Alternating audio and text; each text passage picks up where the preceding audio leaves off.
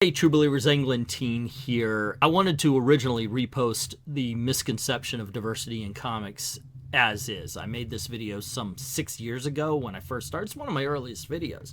And it did very well for somebody who had so little subs back then. Hey, why not redo it considering the same thing is going on? You want to talk about spinning wheels. It's very much the same argument, just kind of focus is shifted. Basically, the fact that we had mainstream people watching these movies, they go into the comic shop and they didn't see the characters on screen. Instead, they saw a lot of race swaps, a lot of gender swaps, so forth and so on. So you didn't get the proper characters. Now, I never thought that, okay, you want to make a Lady Thor? Fine. Give her own identity and put her in her own book. Riri Williams should have been in Ironheart from the very beginning, but no, she was actually in Invincible Iron Man for quite a while. So somebody sees the Avengers movie, goes into the comic shop, and they don't see Tony Stark on the shelves. They see Riri Williams, who in the right hands could be a good character. For a little bit, that was Eve Ewing, but then she went off the freaking rails. And in all honesty, I haven't seen Riri Williams in the hands of good writers. I have no idea what that might look like. And that's a little bit of the focus that I think is shifted as well as far as this whole misconception of diversity in comics is concerned, is that we now have writers who will not listen to you. You do not agree with them. You are an istophobe.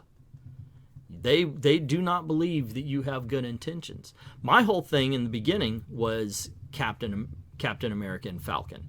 Falcon and Captain America were partners, not sidekicks. And yet we get from the writers, we get from a lot of people who believe that giving Falcon his best friend's clothes is awesome, and calling it a promotion, that you don't see that as racist at all? The fact that you couldn't elevate Falcon as his own identity? And speaking of own identities, it really seems like there's not a day goes by without somebody doing the whole Miles Morales is Spider-Man. No, he's not Spider-Man. He's Miles Morales. And in all honesty, I do fall on the he's not Spider-Man, he's Miles Morales very quickly. Now, that just once again just ends up with the whole, oh, you're an istophobe. You don't like black people, and therefore, what the f are you talking about? First of all, he's half black, half Hispanic, but the whole thing just kind of you don't even want to have a discussion, do you?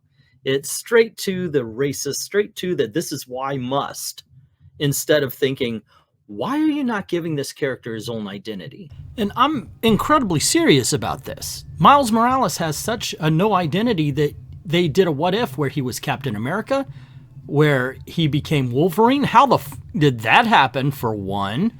Also, they did where he became the Incredible Hulk, and by Odin's fade, people actually got offended when this popped up, because it was absolutely every stereotype you could put onto a black person. Miles Morales has no identity according to these people, and we think that that is kind of a travesty. And it's not just him. Remember, Amadeus Cho had to be Hulk. Okay, so we can't have an original Asian character. And we've got an Atom that's no longer Ray Palmer, and he's an Asian as well. Why not original characters, ladies and gentlemen? If you mention that, that's not even listened to. Seriously.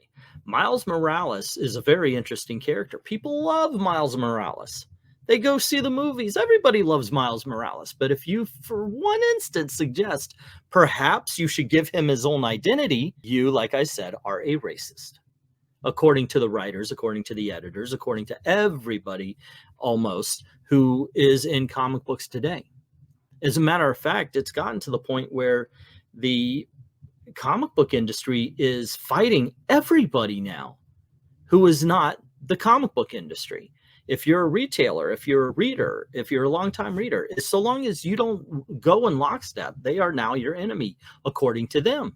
Miles Morales is a good character in the right hands. Unfortunately, Brian Michael Bendis, the creator of Miles Morales, was not those proper hands, because he himself could not see Miles Morales as an original character. He had to see him swaddled in another character's clothing. Instead of giving him his own villains, he's just fighting Peter Parker's villains. Everything that character should have and could have been is gone now, because not only did they not give him his own identity, but because, oh my gosh, look at the people arguing. Obviously, they're racist. They can't change their mind, or they think the racists win. And once again, misconceptions of diversity in comics. Okay, so I'm going off on big old tangents here. I want to show you the original video. I'm replacing the beginning, so it's going to kind of feel like you're jumping in the middle. You're not. It's really only a couple of minutes in, although that couple of minutes just turned into 5 because I'm a talky son of a bitch now. So I hope you enjoy. Kick back, relax. Let's get this party started.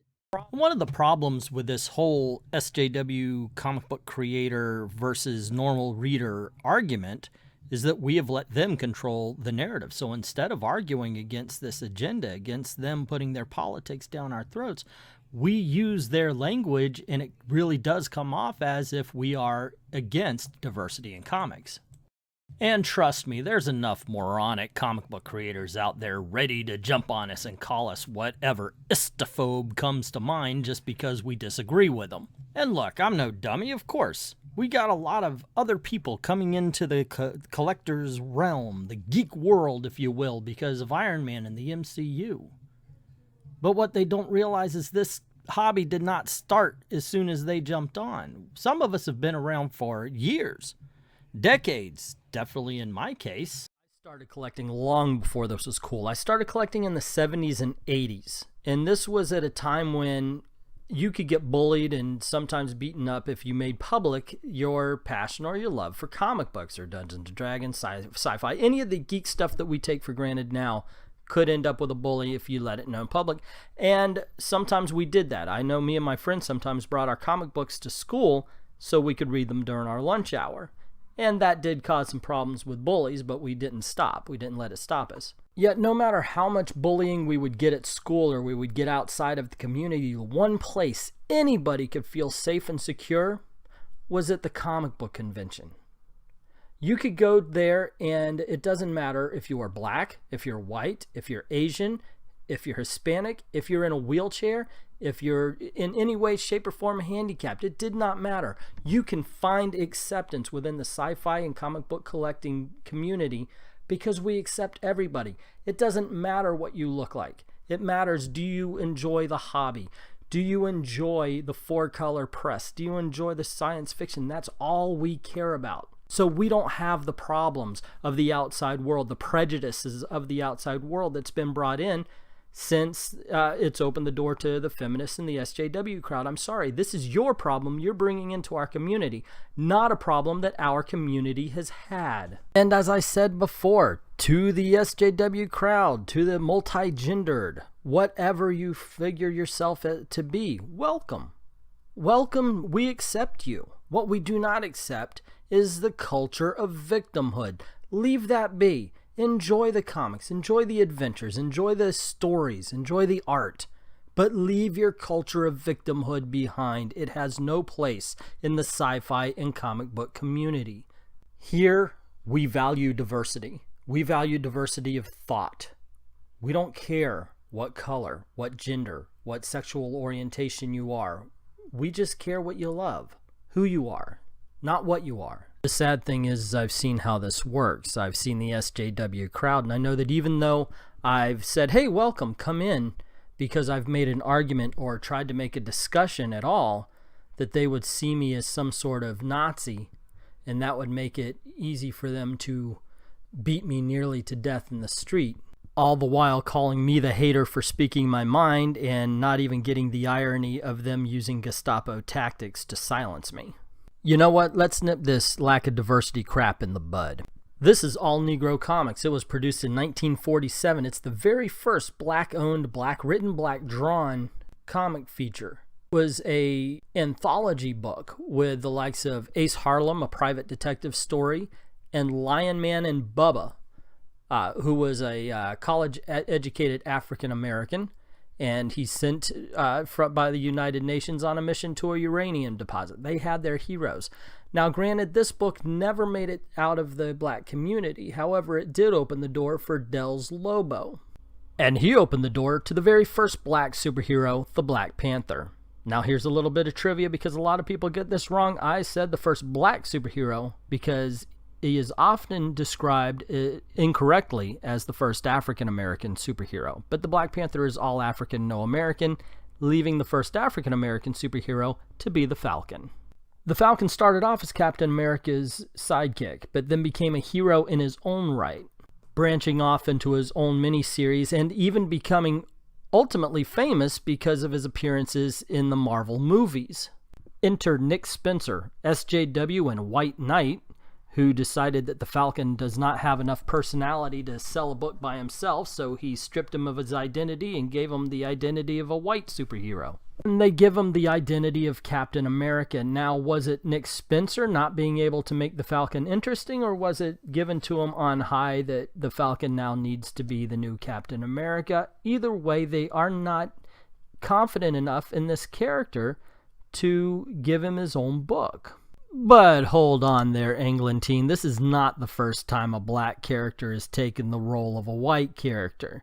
This is not the first time a black character's put on the suit that first was worn by a white character. Personally, I've been a fan of the Jon Stewart Green Lantern for decades, long before the Justice League cartoon came out and made him as popular as he is. And my Captain Marvel was Monica Rambeau.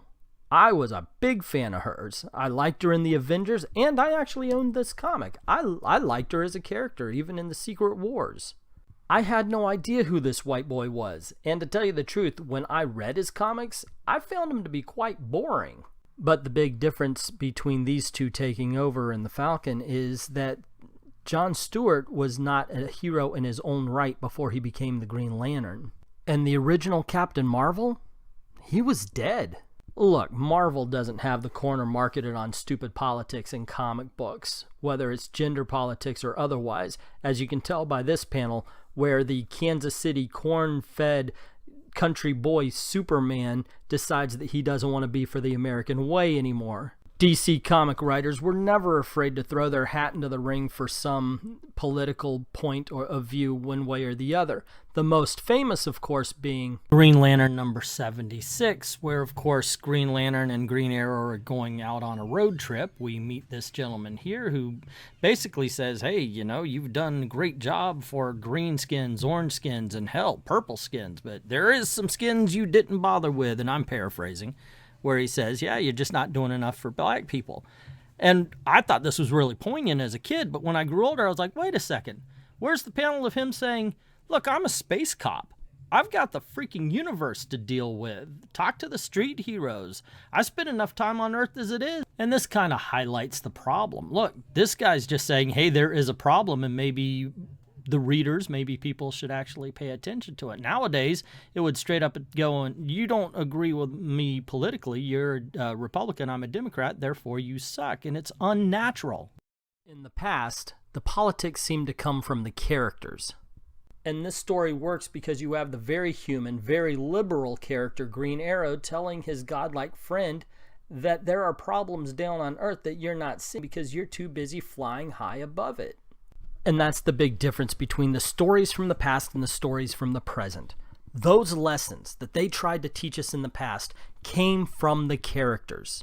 It makes sense for the ultra-liberal Green Arrow to want to teach his social justice lessons to his godlike compatriots so they feel compassion for the human race again. However, we are not getting lessons in politics from the characters anymore. As a matter of fact, we're getting it from the writers. This is the writers, not the characters talking. And they don't have one character talking to another character. They are actually talking to the audience. So much so that if we disagree with their politics, if we disagree with their agenda, they call us racist. They call us sexist. They say we are filled with the worst humanity has to offer. And in the end, it puts the reader and the writer at a you versus us relationship, and that's not good. And also, it weakens the characters. In the past, comic book writers let their characters be strong. Right here we have Emma Frost in her very controversial costume that she originally came out in, and she's talking to an underling from the Hellfire Club, and she's saying sexual harassment doesn't exist unless you give them that power. And all she's saying with that phrase is that you should not seek out validation for your strength.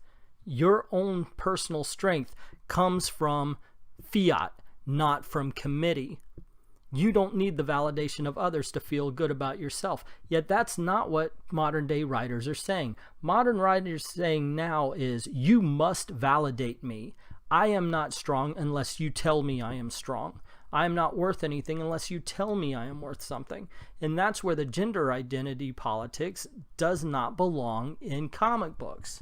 For example, Wonder Woman is far too strong a character to worry about somebody using the word mansplaining or and that's an incredibly sexist statement to begin with, and Wonder Woman would not say it. Nor would she be bothered by somebody saying you're strong for a girl, and she wouldn't talk about, oh, well, you're offended.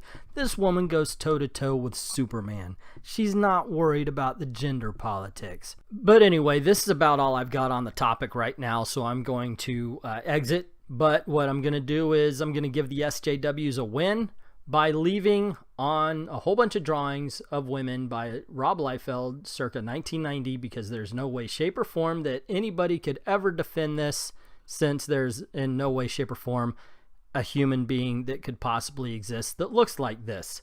But that's just my opinion on the subject. What is yours? Do you agree with me? Do you disagree? What did I say that shouldn't have been said or didn't say that should have been? Let me know in the comments below. Also, if you like this video, you want to see more, click on any of the boxes surrounding these images to see more. And don't forget to click like and share because it helps me out. And most importantly, thank you very much for watching.